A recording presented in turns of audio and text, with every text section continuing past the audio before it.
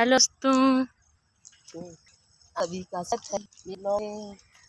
आप सभी ज़्यादा से ज़्यादा सपोर्ट करिए, लाइक करिए फेस पे और इंस्टा पे, यूट्यूब पे। ये देखो मैं जा रही हूँ खेत पे घूमने। ये रास्ते में चल रहे हैं।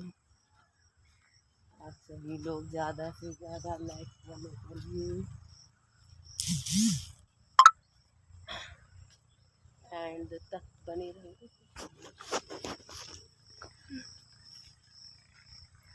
कितु हरो हरो भरो। ये धानी का खेत है, इधर धान लगी।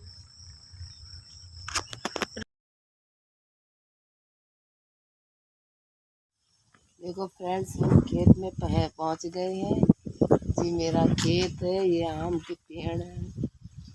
ये सामने वाले खेत में धानी बबी है। मेरे खेत में तो बाजरा था, आधे में बाजरा आधे में नहीं बाजरा। टेढ़ो में आप सभी ज़्यादा से